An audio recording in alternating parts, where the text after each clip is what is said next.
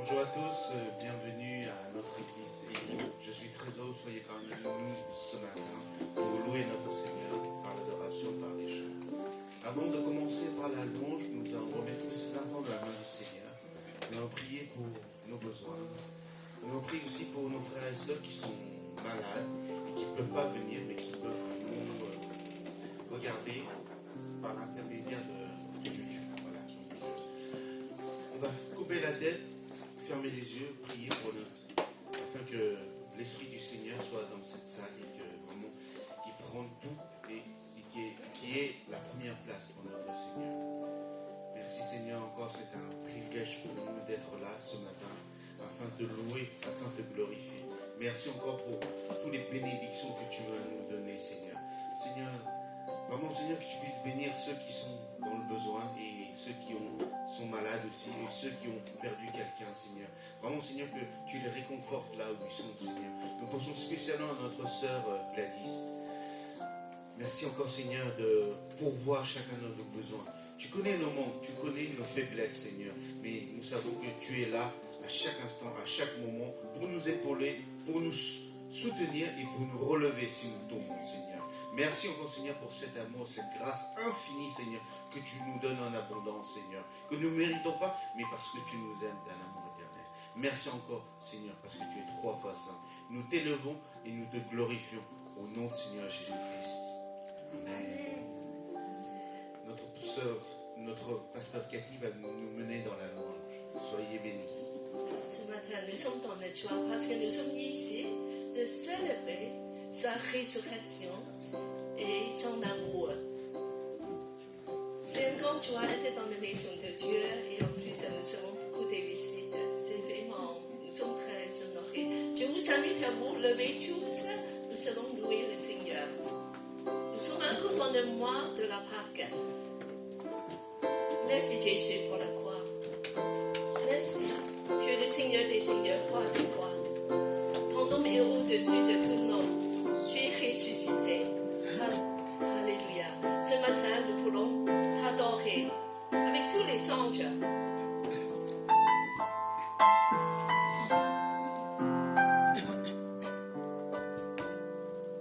Tous les anges à sainteté. L'univers crie sa majesté. Chantons gloire et puissance.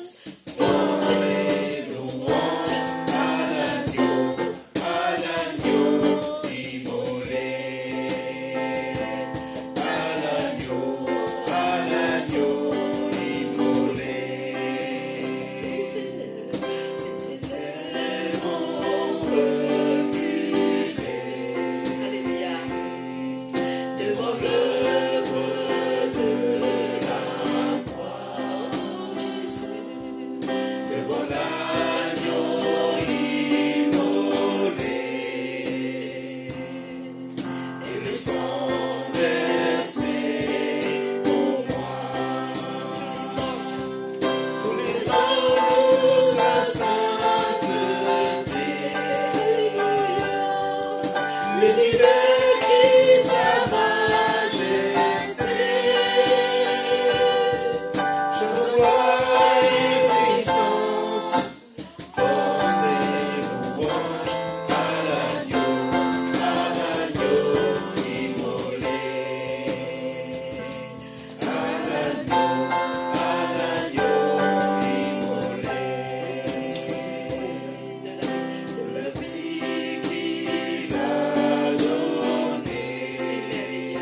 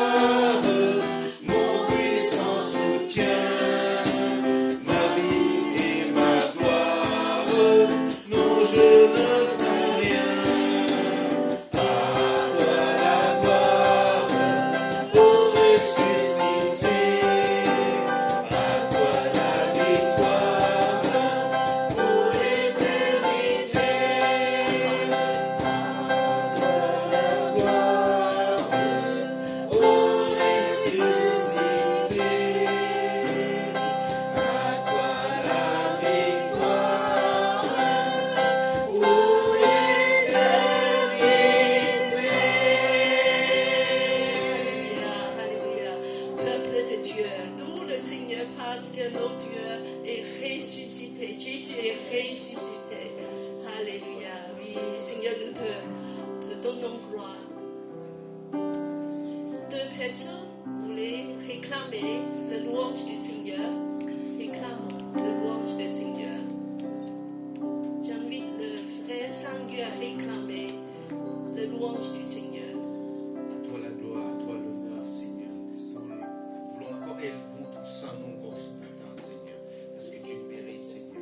Tu es ressuscité, Seigneur. Tu es vivant, Seigneur. À travers toi, nous sommes vivants aussi. Merci, Seigneur, pour toutes choses, pour ton amour, pour toutes choses que tu nous donnes, Seigneur. Alléluia. À toi la gloire, à toi l'honneur. Amen. Merci, Seigneur. Pour nous, notre cité est dans les cieux. De là, nous attendons comme Sauveur le Seigneur Jésus-Christ, qui transformera notre corps humilié en le rendant semblable à son corps glorieux. Amen. Seigneur, merci pour l'espérance. Tu vas nous transformer semblable à toi dans ton corps glorieux. Seigneur, c'est vrai que nous avons beaucoup encore la douleur, la souffrance dans nos corps, dans nos âmes. Mais un jour, tu vas nous transformer dans ton corps glorieux, semblable à toi. Quelle espérance. Seigneur, merci pour le peuple du Seigneur. Loue le Seigneur. Si vous avez quelque chose à dire, de proclamer, de le louer dans la joie. Gloire à ton Saint-Nom, éternel Dieu des armées. Toi qui règnes d'éternité en éternité, loué soit ton grand nom, majesté. À toi toute la gloire, Père céleste. Merci pour ton amour infiniment grand pour nous. Merci pour ta présence dans notre vie. Merci pour ton amour infiniment pour tous les hommes de la terre, Père céleste. Merci, car nous sommes reconnaissants envers tout ce que tu fais dans notre vie, Seigneur. Chaque matin, tu nous permets de respirer. Tu nous donnes le souffle de vie pour pouvoir t'élever et t'adorer. Car tu es digne de louange, Père céleste. Tu es digne d'être adoré en tout temps, en tout lieu. Gloire à ton Saint-Nom, Père. Amen. Jésus. Oh, gloire à toi, Seigneur Tout-Puissant, toi qui es installé sur ton trône de gloire. Ton nom est saint, saint, saint. Merci, Seigneur mon Dieu, pour cette espérance que tu mets dans notre cœur, Seigneur mon Dieu. Car ta promesse est vérité, Seigneur mon Dieu. Dieu t'offre afin que ton esprit, Seigneur mon Dieu, nous remplit, Seigneur mon Dieu, de sa présence. Et nous donne la force, Seigneur mon Dieu, de continuer la course, Seigneur mon Dieu, que tu nous demandes de suivre. Merci, Seigneur mon Dieu. Ce matin encore, nous te glorifions, nous t'adorons, Seigneur mon Dieu. Et nous voulons, Seigneur mon Dieu, te louer d'un cœur joyeux. Amen. Je pense au psaume 45, le début. Ça s'appelle un chant d'amour. Des paroles pleines de charme bouillonnent dans mon cœur et je dis, mon œuvre est pour le roi. Que ma langue soit comme la plume d'un habile écrivain. Tu es le plus beau que les fils des hommes. La grâce est répandue sur tes lèvres. C'est pourquoi Dieu t'a béni à toujours. Et à la fin de ce psaume, je rappellerai ton nom dans tous les âges. Aussi tous les peuples te loueront éternellement et à jamais. Amen. Amen.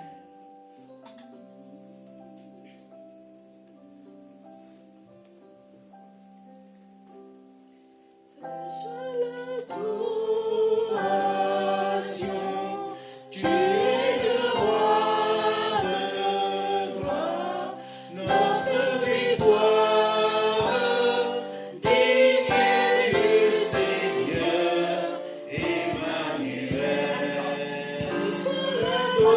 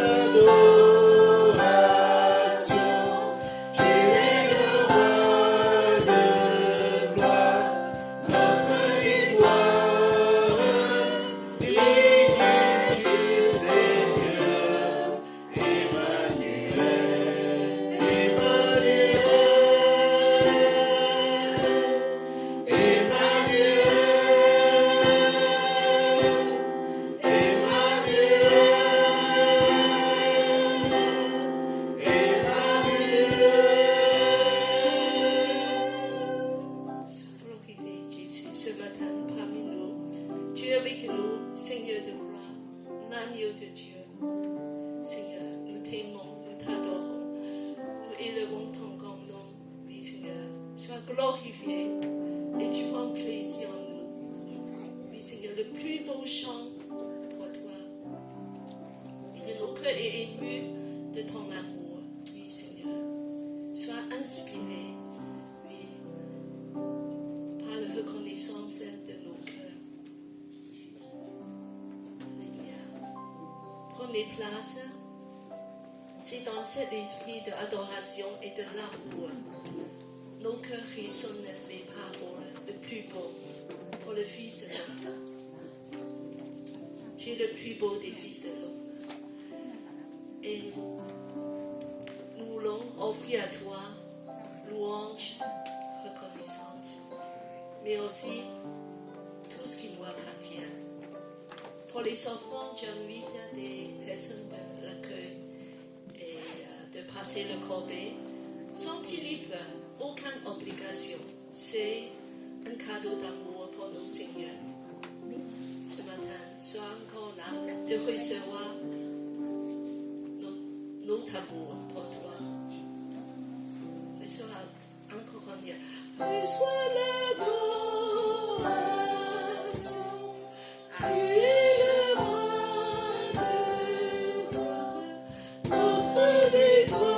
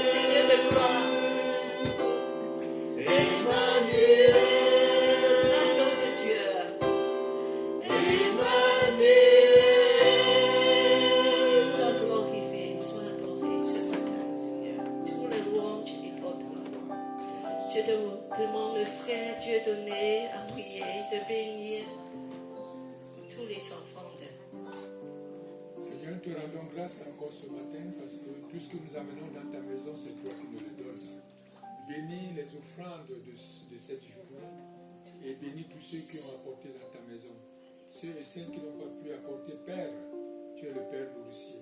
Tu nourris les oiseaux du ciel. Tu feras en sorte que ceux-là et celles-là apporteront pour la prochaine fois. Père, tu as dit qu'on donne avec joie et on donne avec son cœur. Bénis donc tout ce que nous avons apporté ce matin dans ta maison. C'est au nom puissant de Jésus que nous avons ainsi prié et nous te disons Amen. Amen. Le suivant, c'est le temps des annonces.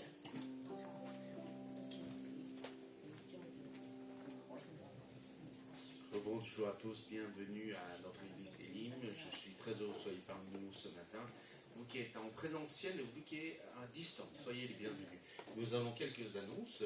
Donc, l'église Elim, c'est une église des nations. Notre devise n'a toujours pas changé. Donc, aimer Dieu, aimer la famille de Dieu et servir les autres.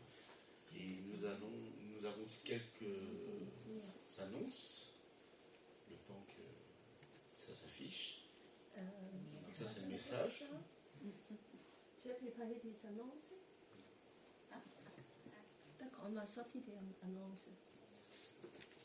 Voilà, en attendant, il y a des annonces dans le cri. Est-ce qu'il y a des annonces? Oui, c'est des annonces. Bon, sinon, il y a toujours la réunion de prière chaque vendredi pour le groupe francophone, c'est-à-dire ceux qui parlent français. Et il y a aussi, c'est mercredi ou mardi pour le groupe sinophone. Mercredi à 15h, c'est ça? Maintenant, c'est 14h. 14h30, ok. Donc, si vous parlez mandarin, vous êtes les bienvenus. Voilà. Donc, et aussi, comme je vous ai dit tout à l'heure, on a aussi la réunion de prière et d'intercession tous les vendredis à partir de 19h. Je ne sais pas si c'est en présentiel ou sur Zoom, Cathy. Sur Zoom. C'est Zoom. Et puis, oui, pour le sinophone aussi, c'est ce Zoom. Donc, ah, voilà. Ça, ce sera au mois de mai. C'est notre assemblée générale. Donc, comme chaque année, nous avons l'assemblée générale. Ce sera le 17 mai. Donc, après le culte, bien sûr. Et c'est pour tous les membres d'Elim. Et aussi, tout à l'heure, on va vous donner un petit papier de convocation, donc à remettre à chacun personnellement. Tous les membres en auront un. Voilà, donc vous devez le prendre et aussi cocher si vous êtes présent, si vous voulez que quelqu'un vous représente, voilà, pour la procuration, voilà, comme et la vote à distance, ça, je ne sais pas si on va le mettre en place ou pas. Pour le moment, c'est en attente. Donc, mais par contre, pour l'Assemblée générale, le couple pastoral, monsieur et madame Lim seront présents.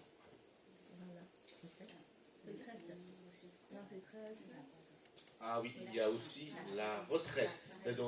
Donc, comme on vous a annoncé déjà plusieurs fois, la retraite de Elim cette année, ça se déroule du 26 au 28 avril. Donc ça commence le vendredi. Juin, pardon. Excusez-moi. Le 26 au 28 juin. Donc c'est un vendredi, samedi et dimanche. Donc vendredi, ce sera que en soirée. Samedi, toute la journée. Et dimanche, comme d'habitude, un culte le matin. Et on rentre tous à la maison, chacun. Donc, oui. Ok. Cathy va dire quelque chose. Donc, essayez de bloquer ces dates-là, de prendre des congés, voilà, auprès de vos patrons. C'est le week-end. Oui, c'est le week-end. Donc peut-être il y a des gens qui ont pris d'autres choses. Voilà.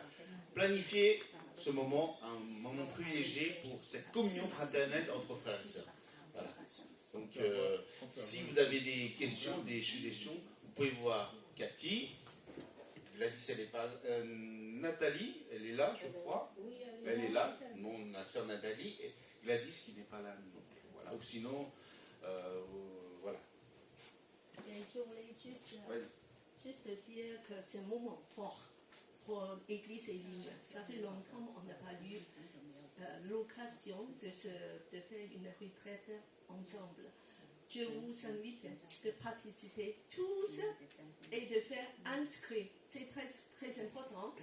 Depuis la semaine dernière, on a déjà mis la feuille de l'inscription. Je vous demande tous de faire l'inscrire parce que c'est un moment vraiment très précieux. Nous allons vivre comme une famille. Je veux dire que voilà, vraiment, c'est des moments particuliers. Et donc, soit vraiment de participants. Et voilà, des jeunes, moins jeunes, il y a des tentes pour les jeunes. Voilà. Et puis qu'il y a des chambres pour des moins jeunes. Alors, quand on participe, on bloque les 3 jours ou bien on peut choisir des jours? On peut choisir les jours. En fait, il faut cocher. On a sur le groupe.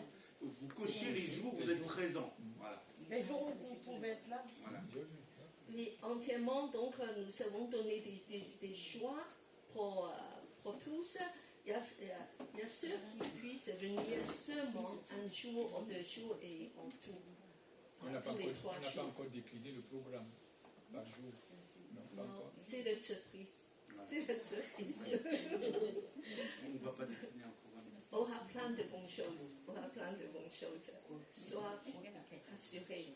Je demande aux jeunes à participer aussi, de bloquer ce jour, parce que c'est précieux. Nous avons besoin de vous, vraiment besoin des jeunes pour plein de choses. Les enfants aussi puissent participer. Nous demandons aux enfants de venir, vous pouvez dormir sous les tentes.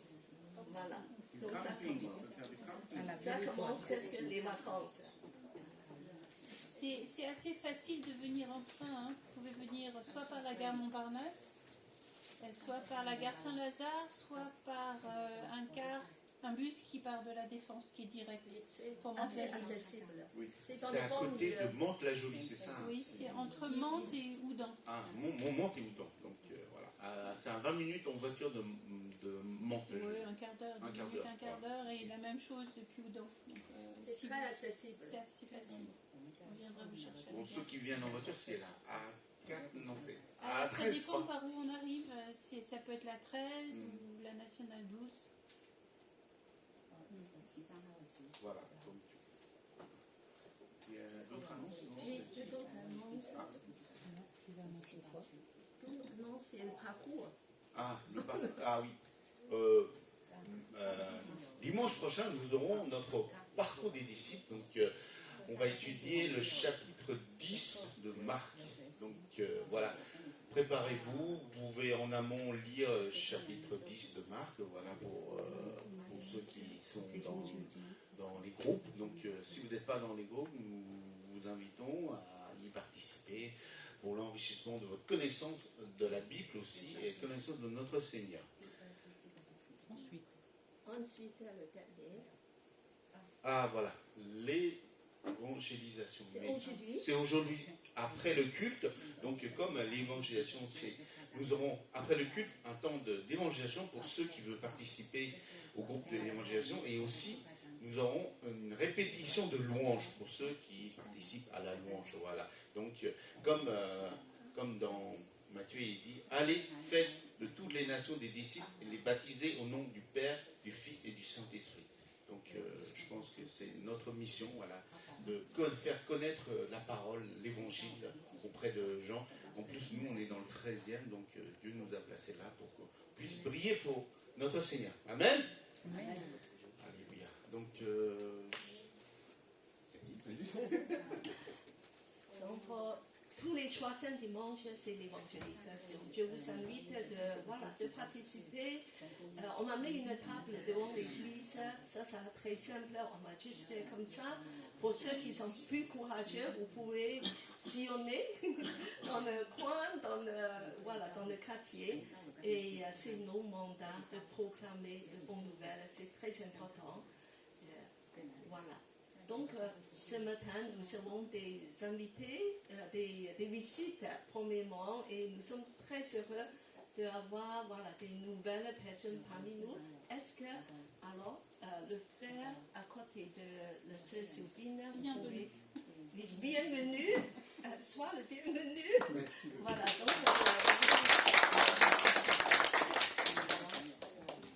bonjour à chacun et à chacune de vous. Je suis Kwasili, bienvenue Kadia.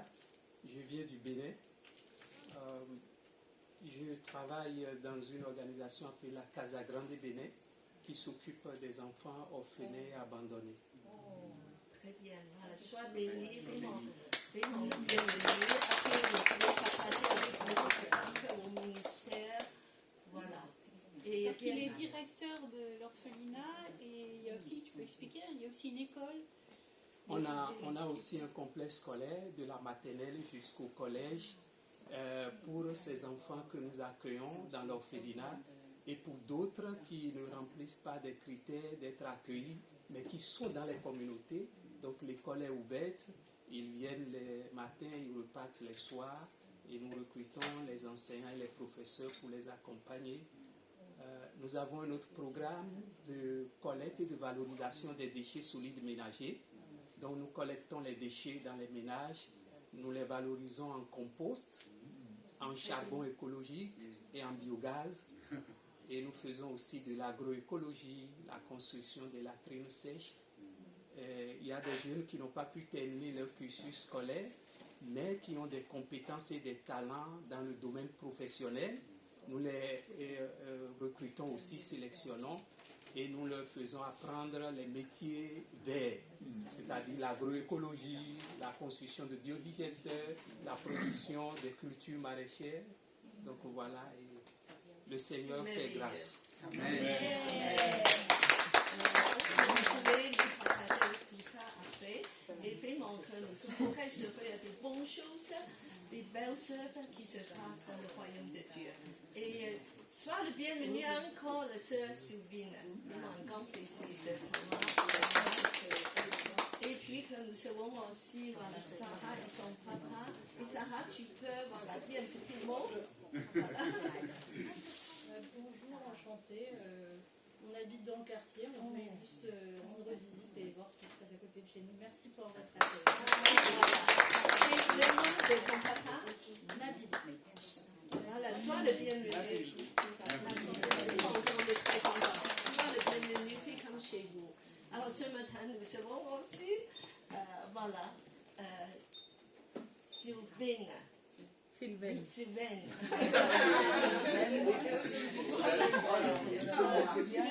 parmi nous, c'est depuis quelque temps on ne s'est pas vu et vraiment très content de te revoir depuis déjà voilà, quelques mois, de nous apporter le message. Et, pour ceux qui ne le savent pas, Sylvaine est aumônier à l'hôpital. Voilà, et elle est aussi pasteur de l'église. Sois le bienvenu.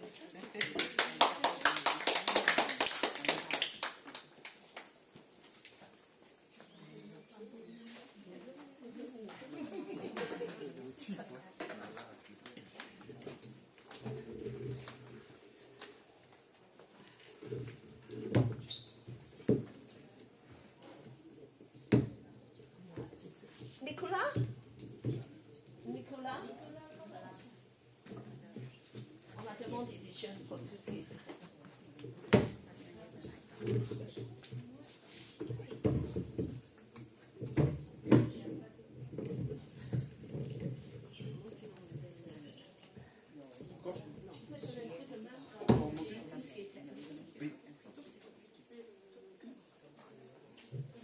C'est pour ça que nous avons besoin de des jeunes. Bonjour les amis, heureuse d'être parmi vous ce matin.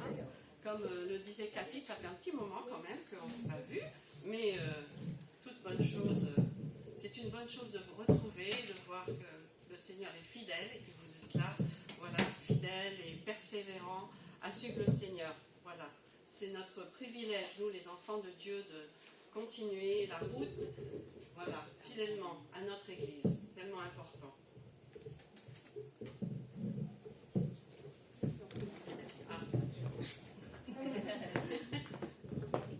Le micro fait des siennes. Mais bon, c'est parfait. Voilà. Alors tout d'abord, merci pour votre accueil parce qu'on est toujours accueillis avec un sourire et on nous propose une boisson. Voilà. Une boisson, un café, un petit thé. Alors je vais vous poser une question tout à fait banale. Comment vous sucrez votre boisson? Est-ce que vous utilisez du sucre, du sirop d'agave, du miel? Alors il n'y a plus beaucoup de secrets parce qu'il y a un titre derrière là. On m'a scrollé. Bon, et l'église est comme une ruche qui bourdonne et qui fabrique du miel. Alors cette ruche là, on entend les petites abeilles là, qui se promènent partout. Il y en a qui lèvent le micro, il y en a qui préparent la musique et le piano et les chants. Tout le monde a quelque chose à faire et même à vous offrir une boisson d'accueil. Quelle merveilleuse chose. Et la Bible parle du miel. Et j'ai cherché la trace du miel dans la Bible. Et donc j'ai suivi ce fil d'Ariane pour voir où cela pouvait me mener dans ma recherche. J'ai eu quelques surprises en explorant les textes pour faire parler la parole et découvrir tous les angles morts où pouvait se cacher ce miel. Alors j'aurai quelques histoires à vous raconter ce matin, mais je vais commencer déjà, premièrement, par une promesse de bénédiction. Et ce texte est celui-ci, Exode, donc c'est l'Ancien Testament, c'est l'Exode chapitre 3 et verset 17. Je vous le lis. Je suis décidé, c'est Dieu qui parle, Dieu parle, et il dit, je suis décidé à intervenir en votre faveur, car j'ai vu quel traitement on vous inflige en Égypte. Aussi ai-je décidé de vous faire sortir d'Égypte, où vous êtes en proie à l'oppression, pour vous conduire dans le pays des Cananéens, des Hittites, des Jébusiens, dans un pays où ruisselle le lait et le miel. Alors voilà un texte magnifique qui nous parle de la faveur de Dieu. Et j'aime rappeler à mon cœur que je suis l'enfant d'un Dieu de faveur, un Dieu qui voit, un Dieu qui s'indigne de la souffrance de son peuple et de la souffrance des peuples. Car voilà, le peuple d'Israël est appelé par Dieu à émigrer d'un pays à un autre. Et Dieu veut faire sortir Israël de l'esclavage pour le voir vivre dans la dignité. Parce que Dieu décide de faire habiter son peuple au pays du miel. Et effectivement, Dieu a une solution au problème de l'esclavage. Il a appelé Moïse pour libérer le peuple du travail non rémunéré, de la souffrance, de cet esclavage. Pour trouver quoi? Eh bien la liberté, la sécurité, le bien vivre, un avenir. Dieu veut accorder à son peuple la liberté. Parce que Dieu lui-même proteste contre la souffrance et contre l'esclavage de l'Égypte. Alors la terre de Canaan est ce pays promis de la liberté. Et je dirais que la terre de France, pour nous-mêmes, est encore un pays de liberté. Alors soyons reconnaissants de ce don de Dieu. Parce que dans notre monde tyrannique de travail, de transport, de métro, de planning, de course, de la vie, cet esclavage moderne, entre guillemets, donc ce monde agité, stressant, violent, moi, je rêve de paix, de détente, de douceur. Et puis je regarde les infos. Mais c'est quoi? C'est que de la violence, de la destruction, des guerres, des famines, des oppressions, de l'insécurité et la montée des extrémistes, etc. Et tellement d'abus, tellement de choses finalement qui tourmentent notre âme. Et je me dis, mais où est le miel? Le repos, la douceur pour mon âme. Alors pour revenir à ce voyage, donc cette migration d'Égypte en terre de Canaan, les migrants hébreux avaient besoin de se nourrir. Et voilà comment se nourrir dans le désert. Parce que dans le désert, il n'y a rien. Et alors, Yahweh Jireh. Yahweh Jireh, c'est le nom de Dieu, un Dieu qui pourvoit. Dieu pourvoit à leurs besoins en leur envoyant un aliment qu'ils devaient récolter. La manne du ciel, une manne au goût de miel. Exode chapitre 16 et verset 31. La maison d'Israël donna à cette nourriture le nom de manne. Elle ressemblait à de la graine de coriandre, elle était blanche et elle avait un goût de gâteau de miel. Incroyable. Incroyable ce qui s'est passé. La famille des Hébreux donc ont été nourris par cet aliment. Et concrètement, les femmes la broyaient avec la meule, elles la pilaient au mortier, elles la cuisaient dans des marmites et on en faisait des petits gâteaux à la saveur de galettes au miel ou à l'huile fraîche. Ça ressemblait un petit peu à ça. Une bonne petite galette bien moelleuse. Donc, en chemin vers le pays de Canaan où coule le lait et le miel, selon ce que dit Dieu lui-même, Dieu leur donne déjà un avant-goût de ce miel pour leur donner le courage de traverser le désert de Sin. Cette manne était donc un avant-goût de la douceur qu'ils étaient appelés à recevoir avec cette terre promise, la terre de liberté. Et Dieu veut changer la violence de l'esclavage en la douceur d'un peuple libéré. Et parfois, Dieu nous donne un goût, un avant-goût de son royaume. Par quoi? Eh bien, par la douceur de sa présence. Dieu te voit encore, peut-être aujourd'hui, quand il te regarde, comme peut-être en esclavage de quelque chose qui te retient.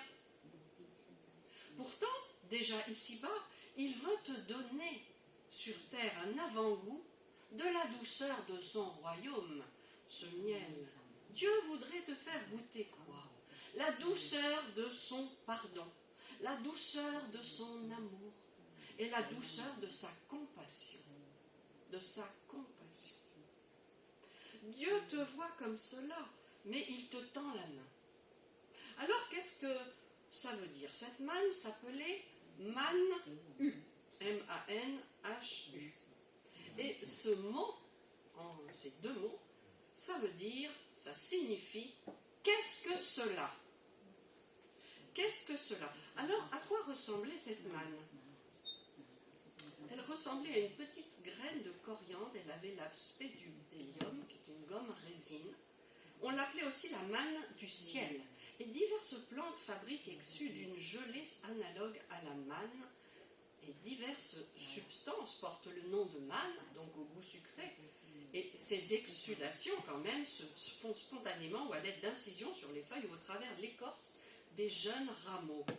Donc cette manne, je dirais qu'il existait donc en pharmacie la manne en larmes ou la manne officinale qui était recueillie pendant l'été par l'incision d'un arbre, le frêne.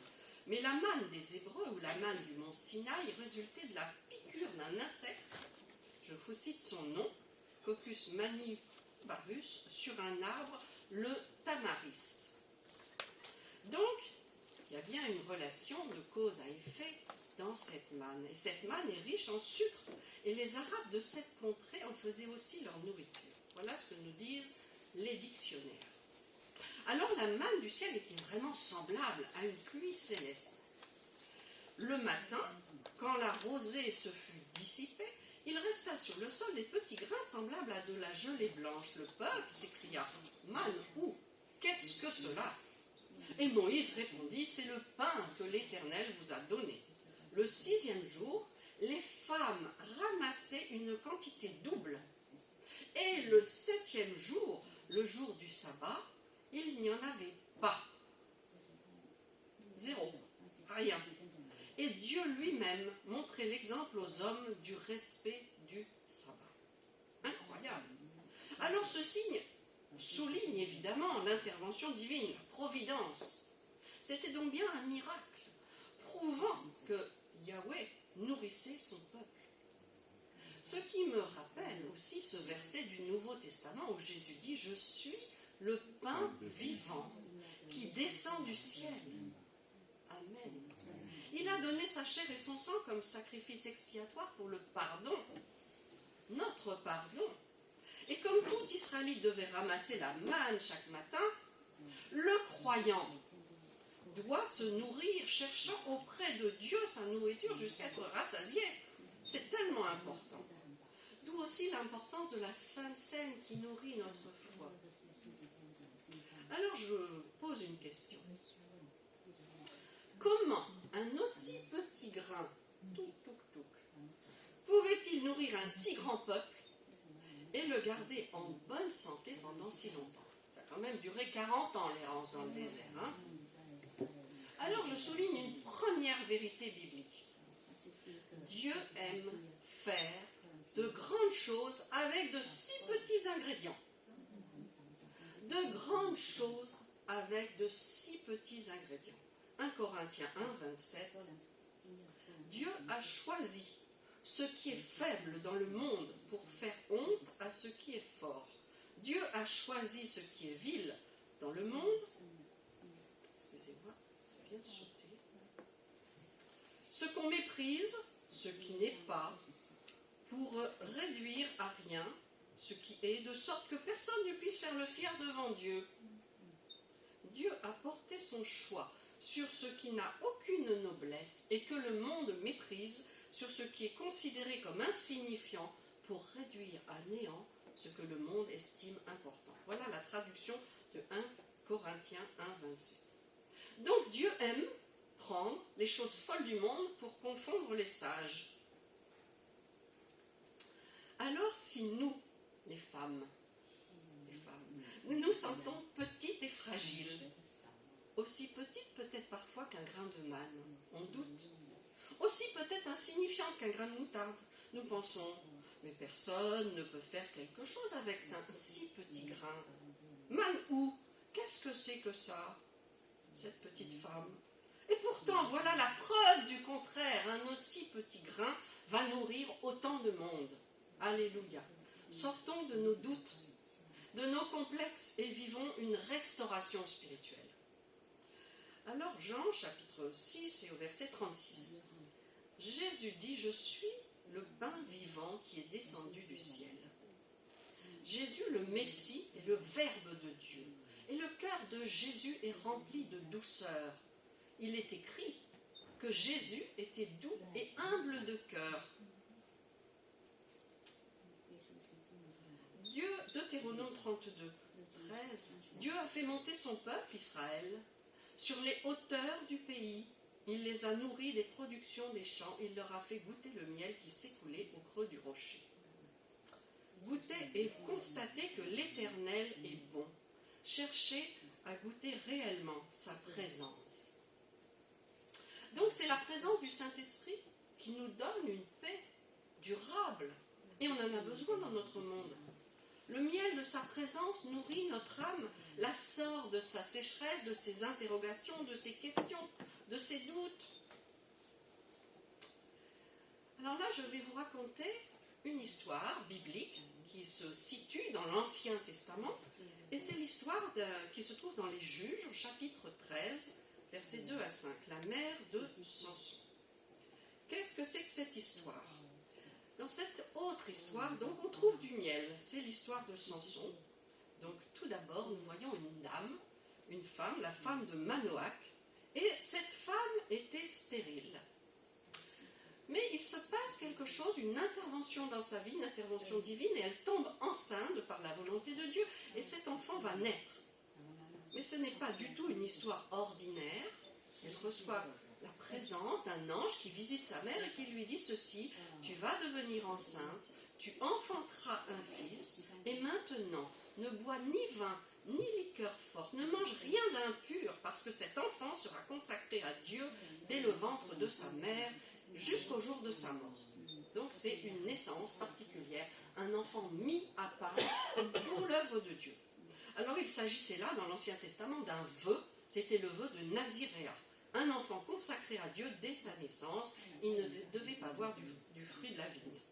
Consacré dès sa conception, mis à part pour le service, parce que Dieu a un projet pour délivrer Israël de la main des Philistins. Et Dieu voit plus loin que le simple projet de donner un enfant à un couple stérile. Il ne veut pas seulement bénir un couple stérile, il veut bénir le peuple tout entier. Et donc Dieu voit les choses en grand, et la bénédiction est double, et elle sera même, vous le verrez, multipliée. Alors je vous pose une question, mesdames. Avez-vous consacré votre bébé au Seigneur dès sa conception, quand vous étiez enceinte? Avez-vous remis cet enfant à Dieu par la prière? Voulez-vous faire ce que Anne a fait, ce qui a été demandé à la mère de Samson, parce que Dieu aime la consécration. La consécration plaît à Dieu. La consécration pour nos enfants, celle des chrétiens affermis, fidèles. Dieu aime la mise à part. C'est ainsi que l'homme ou la femme peut entrer dans les plans de Dieu. Dieu sait reconnaître le véritable amour, celui qui se donne, celui qui fait passer les intérêts de Dieu avant les siens. Alors je voudrais vous faire part d'un thème important. Et ce thème, c'est celui-ci que l'on trouve dans ce message. Donc ce sont des insectes dans le plan de Dieu. Premièrement, les conquérants et les insectes. Alors je reviens à ce texte toujours de l'Exode, du voyage des Hébreux, cet exil entre l'Égypte et la terre promise. Et tout à coup, au bout des 40 années, vous vous rappelez l'histoire, voilà, Moïse est encore là, il est quand même bien âgé, et puis Josué et Caleb, 2 hommes, explorent le pays promis, la terre de Canaan, la terre promise, où coule le miel. Et ils sont éblouis par la beauté du pays, mais aussi surpris par des géants. Effrayés donc, parce que ce pays, il va falloir le conquérir, il est habité par des habitants de grande taille, des géants. Alors les explorateurs, envoyés quand même par Dieu, font un rapport désastreux. Et je cite le texte. Mais les hommes qui étaient montés avec lui dirent: nous ne pouvons pas monter vers ce peuple, car il est plus fort que nous. Et ils se mirent à décrier devant les Israélites le pays qu'ils avaient exploré. Ils dirent: le pays que nous avons parcouru pour l'explorer est un pays qui dévore ses habitants. Tout le peuple que nous y avons eu, ce sont des hommes de haute taille, des géants. Nous avons vu les Néphilim, les Anakites, qui sont d'entre les Néphilim. Nous étions à leurs yeux comme des insectes, comme des criquets, et c'est ce que nous étions à leurs yeux. Alors, effrayés par la tête des habitants, la taille des habitants du pays, voilà des hommes qui se voient comme des insectes. C'est-à-dire On est comme des insectes qu'on écrase du pied. Alors ils ont peur, ils mesurent leur faiblesse, mais on ne fait pas le poids en face de ces géants, ces hommes de grande taille. Et là où ils ont tort, c'est qu'ils ne croient pas en la puissance de Dieu, qui avait déjà utilisé des insectes pour se glorifier. Mais rappelez-vous, ils avaient déjà vu à l'œuvre, lors des 10 plaies d'Égypte, les récits de leurs parents. Les hommes avaient vu des sauterelles à l'œuvre, des insectes insignifiants dans la 8e plaie d'Égypte, du pays d'Égypte, des insectes qui avaient causé beaucoup de dégâts et qui avaient participé aussi à les délivrer de l'esclavage par la puissance de Dieu dans un combat inégal contre Pharaon. Oui, Dieu s'était servi des insectes pour les faire quitter le pays qui les avait asservis pendant 400 ans. Alors comme les abeilles plus haut, ces criquets vont participer à la bénédiction pour faire céder Pharaon et rétablir le projet de Dieu pour son peuple.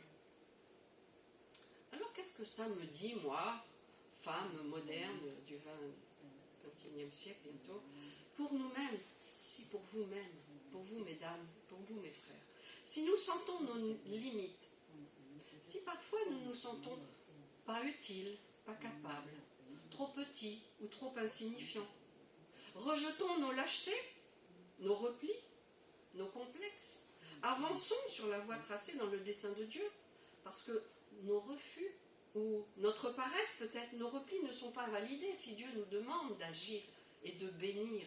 Dieu utilise ce qui est à sa disposition, ce qui est dans sa main, selon son dessein. Rappelez-vous qu'est-ce qui s'est passé le jour des rameaux. Jésus a rendu la vue à 2 aveugles, mais il avait besoin ensuite d'un ânon, le petit d'une ânesse, pour lui servir de monture, afin d'amener la douceur au peuple, aux Israélites qui étaient sous l'esclavage de Rome, la tyrannie de Rome. Et le verset nous dit ceci: voici, ton roi vient à toi, plein de douceur, monté sur un ânon, le petit d'une ânesse. Voilà. Et puis nous arrivons donc au fils de Manoach, donc Samson. Samson, lui, c'est l'homme fort. On a vu les hommes faibles qui avaient peur des géants. Et là, on arrive à Samson, l'homme fort.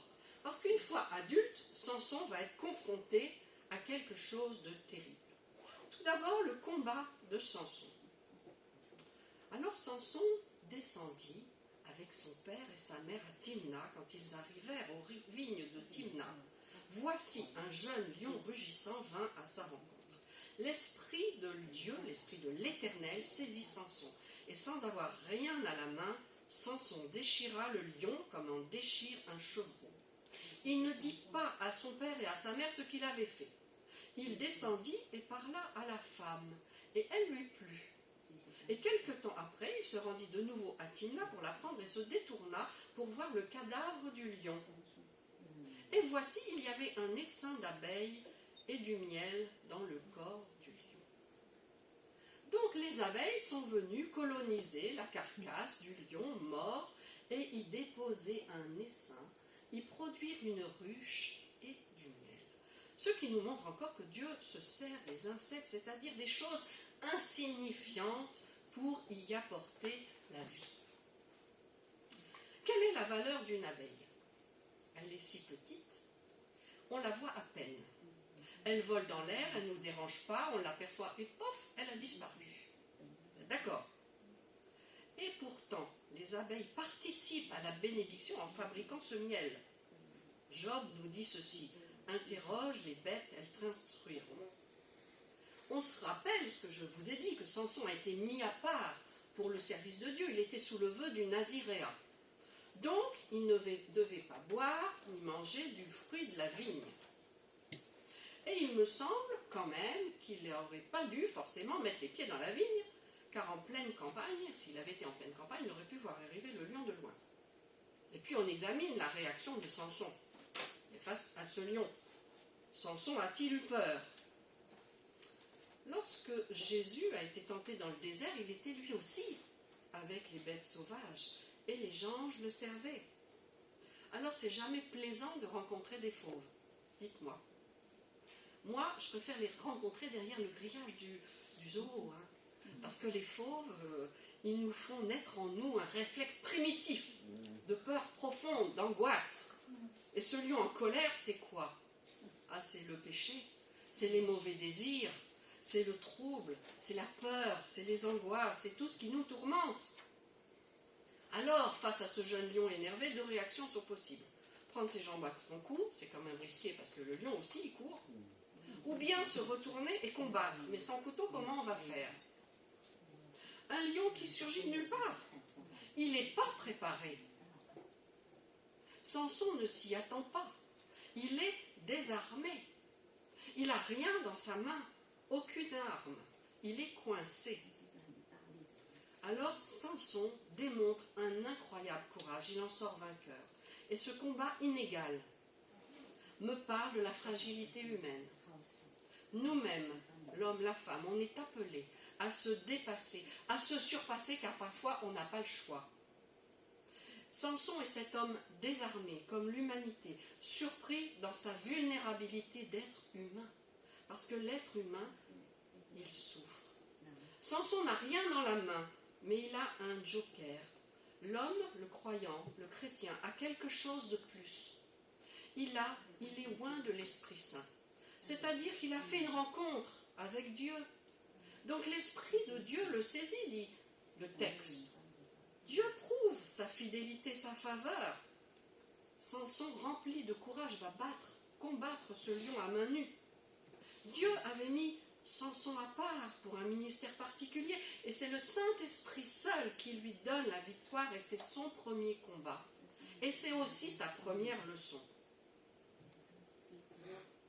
Et je dis que nous-mêmes, nous avons des combats. Et le combat commence tôt parfois, dès notre baptême.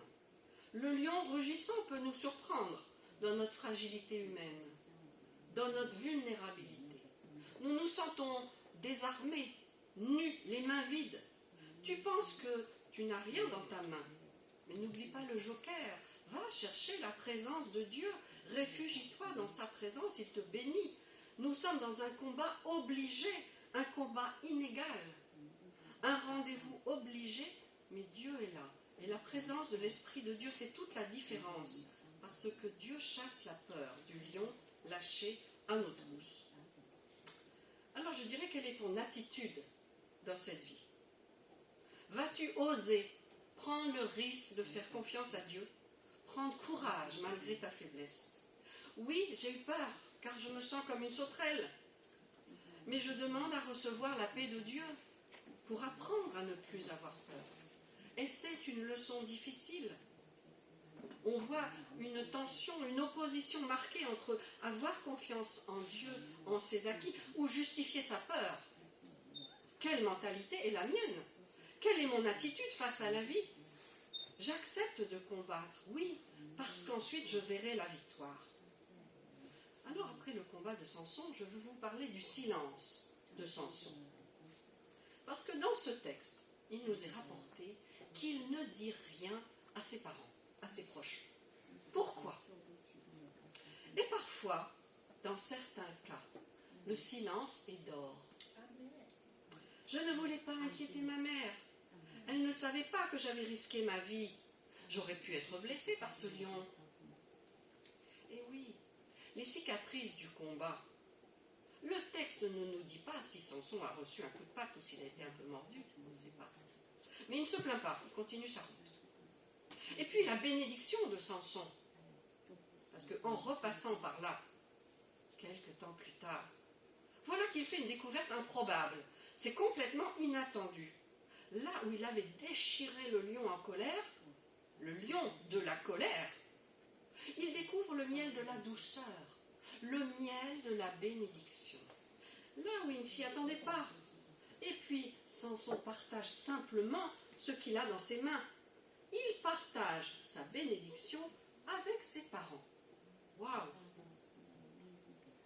Alors, quelle est pour toi dans ta vie cette bénédiction qui amènera du miel, c'est-à-dire de la douceur à ton existence? Est-ce que c'est un travail qui te nourrira comme le miel a nourri Samson? Est-ce que c'est un relationnel de qualité, comme un repas partagé dans la joie avec nos proches, nos parents ou nos enfants? On voit que Samson est un fils béni. Et j'aime bien, moi, cette image du fils qui apporte et qui prend soin à ses parents. Il partage ce repas avec ses parents. Qu'est-ce qui donnera de la douceur à votre existence? Est-ce que c'est une relation affective, un fiancé, un mariage, un enfant? Je ne sais. Avez-vous quelque chose dans les mains? Alors, sans attendre, partagez votre bénédiction. Vous avez tous et toutes quelque chose à partager, à donner. En tant qu'aumônier et pianiste aussi, je suis invitée dans les services à faire des récitals de piano. Alors j'apporte de la douceur dans la journée des personnes âgées. Voilà. Et je dirais que pendant ce temps d'écoute, la douceur de la musique adoucit et apaise les cœurs. C'est quelque chose que je peux faire. Mais vous aussi, vous avez quelque chose que vous pouvez faire. Chacun peut apporter et amener la douceur et l'apaisement quelque part. Ce que je sais faire peut apaiser une situation. Quoi que je suis capable de faire, si cela peut apaiser et amener de la douceur, alors c'est bien. C'est une bénédiction. Et on peut y voir aussi la victoire de Jésus sur Satan dans ce combat de l'homme devant le lion. Et cette victoire de l'homme devant le lion, on peut y voir cet homme nu, Jésus, cet homme Dieu, désarmé sur la croix. Parce que là, il porte le poids de nos péchés et la victoire de Christ sur Satan. Votre adversaire, le diable, rôde comme un lion rugissant, cherchant qui il dévorera. Et ce miel qui apparaît dans la carcasse du cadavre du lion est donc le fruit du combat et de cette victoire. À partir de la carcasse du lion, quelque chose de vivant va naître. Amen. Il a la victoire sur ce lion en colère. Il a la victoire sur la colère, tout simplement. Et il remplace cette colère destructrice en quoi? En la douceur, par la douceur du miel, c'est-à-dire le fruit de l'esprit. Et voilà le miracle, le changement du cœur. Samson voit que la mort a engendré la vie, là où on ne s'y attendait pas. Nous ne combattons pas toujours, c'est vrai. Et parfois, nous mangeons du miel. Après le combat, il y a un réconfort, quelque chose de doux, de délicieux à manger et même à partager. La Bible, en Juge 14, nous dit ceci. Il prit dans ses mains le miel. Voilà un homme qui se retrouve avec du miel dans les mains. La bénédiction est là. Il la tient dans ses mains. Il la partage avec ses proches. Il ne la garde pas pour lui. Il ne leur avait pourtant pas parlé de ce combat, mais il partage la récompense. Et nous sommes appelés à partager nos bénédictions et à être des sources de bénédiction, à partager nos talents, à partager ce que nous avons reçu. Nous ne devons pas les garder égoïstement pour nous-mêmes, car Dieu nous invite à la fraternité et au partage. Amen. Amen. Samson a immédiatement partagé son zèle. Il avait le zèle des nouveaux convertis. Il a commencé avec modestie. Il n'a pas parlé du combat contre le lion. Mais il était là dans un présent de douceur. Il nous faut parfois porter du miel aux autres et donner sans rien dire, sans expliquer, sans chercher à faire plus, simplement s'offrir soi-même. Amen. S'offrir soi-même. Alors je vous pose une petite question. Allez-vous offrir la douceur du miel ou la colère du lion? Joël, le petit prophète Joël, fait partie des prophètes. 2:13.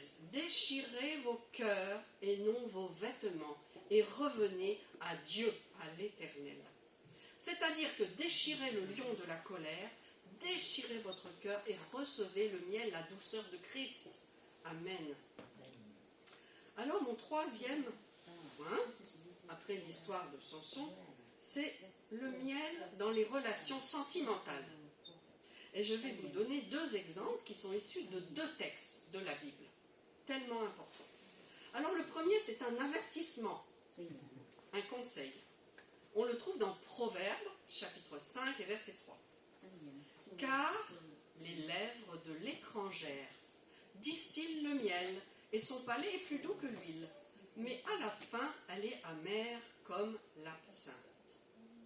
Un drôle de verset, ça, hein? Alors on sait que Samson avait choisi une femme étrangère de l'Oued Sorek appelée Delilah. À cette époque, on se replace dans l'époque, dans le contexte. Dieu avait dit à Israël de ne pas s'allier avec les peuples étrangers car leurs dieux étaient des idoles, c'est-à-dire des faux dieux. Et Dieu met en garde contre les idoles faites de bois, de pierre, qui n'étaient que des morceaux de bois. Et on voit que Samson fait une grave erreur, parce que Delilah n'était pas droite. Elle était tortueuse, elle avait un cœur tordu, et elle avait donc extirpé à Samson le secret de sa force. Le secret de son naziréat et de sa force, et elle l'a trahi. Elle l'a livré aux Philistins. Donc la mise en garde de Dieu à cet égard était tout à fait évidente. Et en fait, Samson a perdu la vue. Il a eu les yeux crevés par ses ennemis et s'est mis à tourner la meule dans sa prison. Donc il s'agit de ne pas se tromper et quand même d'être à l'écoute de ce que nous dit le Seigneur.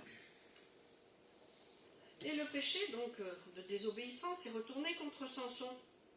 Il pensait trouver la douceur du miel avec cette femme et au final il a trouvé un goût très amer.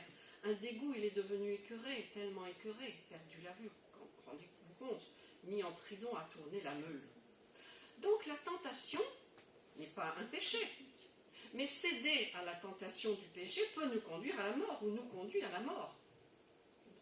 On sait bien que la jauge des valeurs morales a chuté dans notre génération. On pourrait peut-être parfois être un peu comme anesthésié, endormi, sans force. On ne sait plus trop ce qui est bien, ce qui est mal. Voilà. Alors le deuxième cas, c'est le cas d'une autre femme qui elle aussi a du miel sur les lèvres et pour elle c'est tout le contraire. Cantiques, chapitre 4, verset 11. Tes lèvres distillent le miel, ma fiancée. Il y a sous ta langue du miel et du lait. Donc c'est un verset qui s'adresse donc à la fiancée de Salomon, du roi Salomon. Mais c'est aussi la métaphore. Hein. On fait clairement la différence dans ce verset entre celle qui était une étrangère, Delilah, qui a trahi Samson, étrangère au peuple de Dieu, et celle qui a un statut légitime dans une lecture de première intention. Et puis dans une lecture métaphorique, c'est-à-dire imagée, on sait que la fiancée du Cantique des Cantiques, c'est l'Église, c'est l'épouse, la fiancée de Christ. Et l'Église, l'épouse bien-aimée, il y a sous ta langue du miel. On voit l'amour de Christ pour l'Église, une Église qui n'est pas muette, une Église qui parle, une Église qui partage. Parce que le ministère de l'Église passe aussi par la parole, le message, par un témoignage qui s'exprime, par le langage, par la parole. Alors le miel de la parole est apporté par nous, par vous. L'Église de Christ distille la bénédiction en apportant une parole de réconfort, de consolation, une parole de vérité, une parole d'amour, une parole de soutien. Voilà ce que nous voulons avoir dans nos bouches, nous qui sommes l'épouse de Christ, son Église, sa fiancée. Et Proverbe nous rappelle ceci, les paroles agréables sont un rayon de miel, douce pour l'âme, salutaire pour le corps. Proverbe 24, 13, mon fils, mange du miel car il est bon, un rayon de miel sera doux à ton palais. Mais de même, connais la sagesse pour ton âme.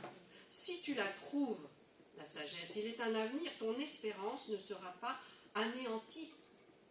Ton palais appréciera la douceur de miel qui coule des rayons. Aussi douce sera pour toi la sagesse. Si tu trouves la sagesse, il y a de l'avenir pour toi. Ton espérance ne sera pas déçue. Amen. Alors, le quatrième point est celui-ci. Nourrissez-vous du miel de la parole de Dieu. Jésus a mangé du miel. Luc 24, 42. Après après la résurrection, ils lui présentèrent un poisson rôti et un rayon de miel. Il en prit et mangea devant eux. Jésus a mangé du miel et nous montre l'exemple. Après la mort, le tombeau et la résurrection, Jésus mange du miel et il démontre à ses disciples, à tous ses disciples, qu'il est bien revenu, ressuscité dans un corps de chair. Il démontre qu'il est bien ressuscité, il prouve la puissance de la résurrection. Après son combat à la croix, Jésus mange du miel comme Samson après le sien. Et je rappelle qu'à la croix, Jésus a combattu les puissances des ténèbres pour nous donner la victoire et l'autorité. On se rappelle de Jean-Baptiste, son cousin, qui était venu, qui se nourrissait de miel et de sauterelles sauvages et de miel sauvage.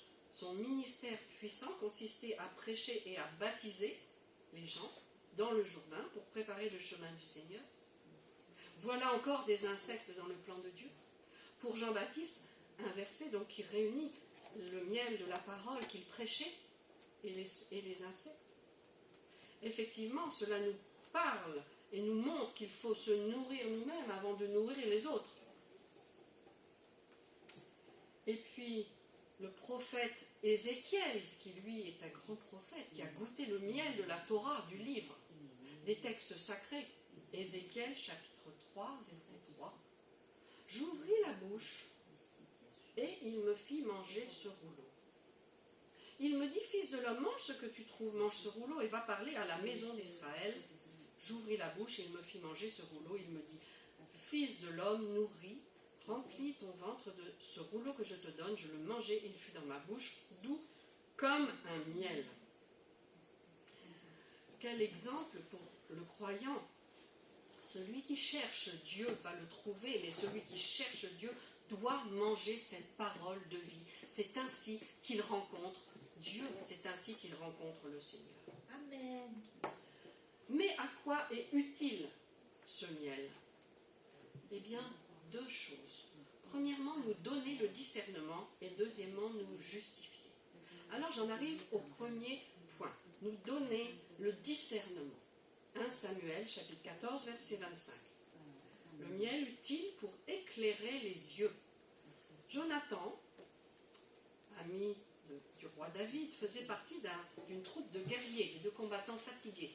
Et il est dit dans ce verset, Jonathan avança le bout du bâton qu'il avait à la main, le plongea dans un rayon de miel et ramena la main à sa bouche et ses yeux furent éclairés. Donc Jonathan se trouve restauré. Après avoir mangé ce miel, les forces lui reviennent. Ils se sont à nouveau en pleine forme. Jonathan retrouve ses forces. Après avoir mangé ce miel, il y voit plus clair, il décerne bien mieux les choses et le discernement spirituel est utile pour mieux comprendre notre vie, notre route.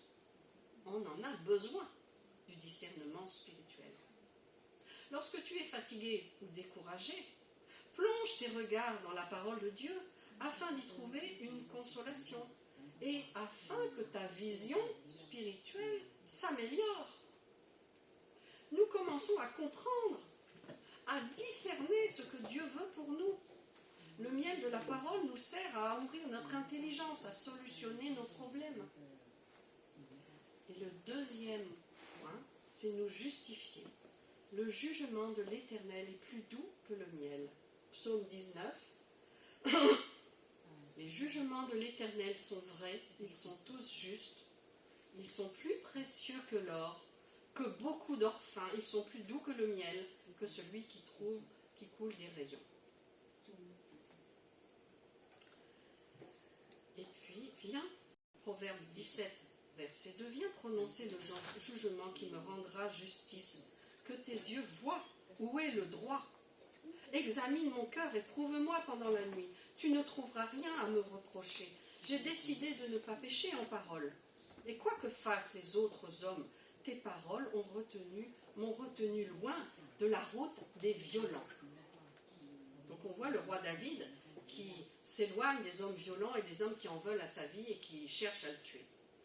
Donc l'auteur des psaumes, donc le roi David, le roi qui était au cœur droit, comptent sur Dieu pour le justifier, parce qu'ils se sentent accusés. Ça, c'est tout à fait actuel, se sentir accusé. Alors, David affirme que les jugements de Dieu sont plus doux que le miel.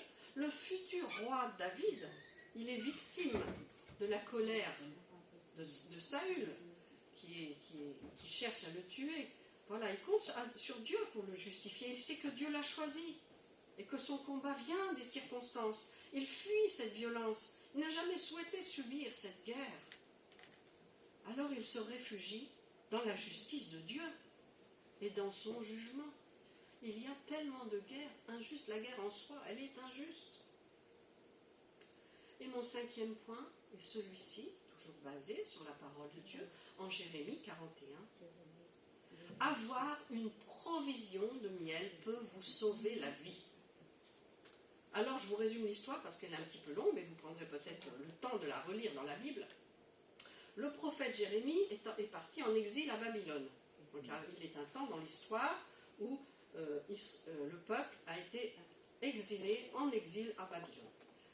Donc le prophète Jérémie est envoyé auprès d'un homme appelé Guédalia qui lui rassemble tous les gens exilés dans le territoire de Juda. Il rassemble le peuple juif exilé dans le territoire de Juda. Et puis un homme plutôt méchant quand même est envoyé par le roi des Ammonites pour abattre le prophète Jérémie. Guédalia est averti qu'il y a un homme mauvais, voilà, mais Guédalia n'écoute pas vraiment parce qu'il est bête et il n'y croit pas. Et il a un ami, Johanan, qui se propose de tuer ce méchant pour le protéger, lui et les Judéens. Et Guédalia n'y croit toujours pas. Au final, Guédalia, n'ayant pas écouté, sera assassiné et tous les Judéens aussi. 2 jours après cet assassinat, 80 juifs pieux, des pèlerins qui sont en route pour offrir un sacrifice au temple, ce fameux méchant les prend par ruse, les égorge et les jette dans une citerne. Mais il se trouve parmi ces 80 pèlerins 10 pèlerins qui ont encore des provisions et qui lui disent à ce méchant, ils lui disent en Jérémie 41:8, ne nous fais pas mourir, car nous avons des provisions cachées et dans les champs, nous avons du froment, de l'orge, de l'huile et du miel. Il les épargna et ne les fit pas mourir avec leurs frères. Ouf. Et les pèlerins qui avaient donc des provisions ont été épargnés. Alors cela me parle beaucoup en ces temps difficiles. Celui qui a une réserve, comme vous, sera épargné. Nous sommes des pèlerins en marche vers le ciel. Nous avons une réserve de foi, de prière, de connaissance, une provision de miel. Nous venons chercher régulièrement au pied du Seigneur cette provision du miel, la douceur de Jésus-Christ. Et le Saint-Esprit nous est donné, nous est réservé. Et il nous éclaire. Alors en conclusion de ce message, avec ces histoires que vous avez entendues, ces rappels d'histoire biblique, je me réjouis de ce Dieu-là qui déteste l'esclavage et qui nous met en liberté. Je me réjouis de ce Dieu-là qui nourrit son peuple. Je me réjouis de ce Dieu-là qui change la stérilité en fécondité, l'amertume en douceur. Et je me réjouis de ce Dieu-là qui utilise les petites graines, les insectes, c'est-à-dire les choses insignifiantes, pour faire de grandes choses. Je me réjouis de ce Dieu-là qui donne un grain de manne, comme un grain de foi, pour faire de grandes choses. Je me réjouis de ce Dieu-là qui donne du miel pour faire une fête en famille. Je me réjouis de ce Dieu-là, mon Dieu, qui nous fait vivre dans l'abondance de sa présence. Je me réjouis de ce Dieu-là qui nous donne du miel, le miel de sa parole à manger après nos combats terrestres. Et il est bien ce qu'il prétend être, un Dieu d'amour, un Dieu de paix, un Dieu de compassion. Donc à l'homme d'être honnête et droit et juste, fraternel, de faire sa part de consécration et de courage dans les difficultés. Alors avoir du miel n'est pas une option. Je ne peux pas m'en passer. La Bible m'avertit qu'il y va de mon bien-être et peut-être aussi de ma survie. Soyez bénis et prions ensemble. Amen. Amen. Amen.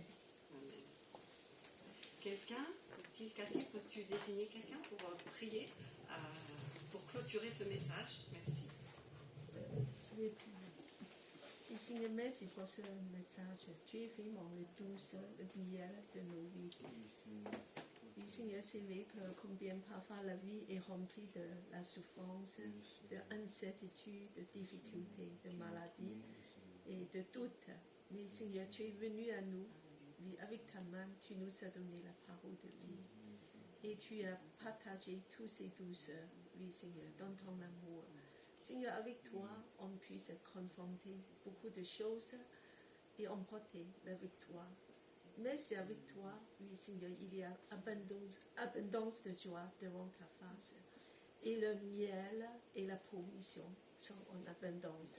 Seigneur, je prie que Elim puisse être une église qui partage du miel. Oui Seigneur, une oasis qu'on puisse trouver du repos. Cette douceur de l'âme pour tous ceux qui entrent ici. Seigneur, remplis-nous de l'amour, de douceur, de humilité. Oui, Seigneur, comme toi. Et qu'on puisse, Seigneur, aussi de partager et qu'on puisse de témoigner. Et, Seigneur, vraiment de réjouir, oui, Seigneur, tous nos entourages. Seigneur, garde-nous toujours dans cette douceur de ta parole, de ta présence, dans le nom de Jésus. Amen. Amen.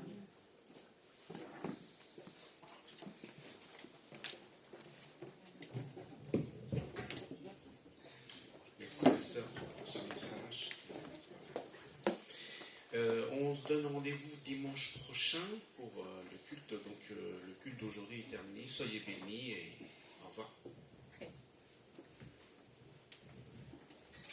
Voilà, après on va partager la douceur, un petit café, petit goûter, gâteau. Voilà, donc je vous invite de passer dans la salle suivante.